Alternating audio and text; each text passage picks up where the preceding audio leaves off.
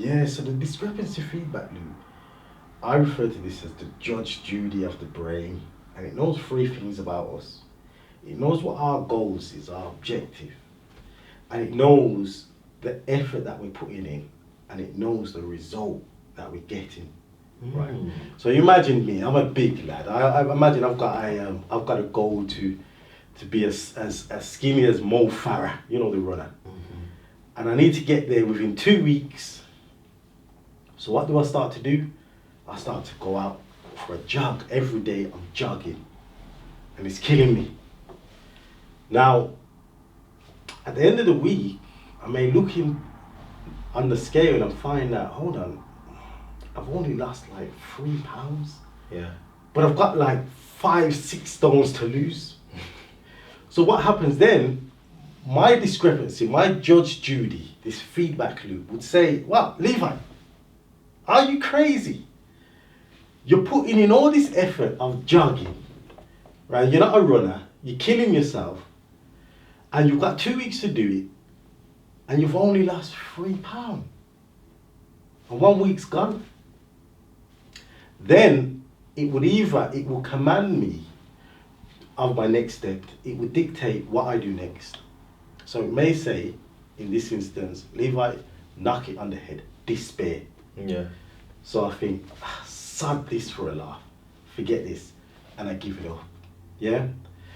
And it's a similar type of notion that is applicable to the working area, the working environment, where you're trying to get results, like you said, but there's no results coming. You have your own narrative to feed this feedback loop that I believe it because it happened to me. Whereas somebody else, though, right, imagine if I, given the same analogy of I want to lose weight and become like Mo Farah, become fit, right? If I break my task up into a smaller digestible chunk, which may mean just turning up, rather than watching the scales, rather than thinking about the bigger goal, break the bigger goal up into smaller chunks that are achievable. Yeah. And then that Judge Judy, that discrepancy feedback loop would say, oh, you're making some headway, so it doesn't despair. Psychologically, we don't despair. We get energy and motivation to continue. Okay. So rather than thinking, when I came into nursing, the reason why I started to my training to become a qualified or registered nurse was because I wanted to make a difference. I quickly found that I'm not going to make much of a big difference. So what helped me though is that I thought, well, on an individual level, I can make a difference. I can talk to this man, and guess what? Show him some understanding. Yeah. This patient here, I'm going to wear a smile.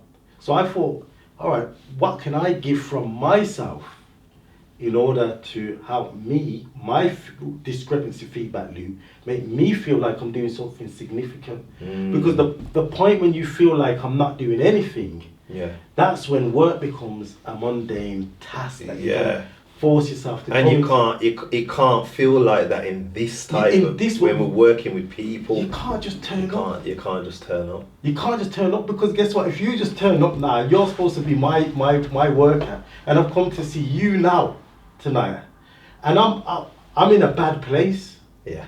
But you look like you're in a worse place. Yeah. And the energies. The energy. Your energy. You've picked up on my negative energy. I've picked it up. So guess what? Sometimes we think we can just turn up, and you see many people. You see specifically in the healthcare profession, people are just there, and they're not giving much more than their physical. No. So now we started with the cost of caring. Now listen to this analogy. I say there's a cost of caring. Yeah, well, not me, sorry, Charles Figley asked the question, what is the cost of caring? Now I say that cost is either charity or tax. What do I mean?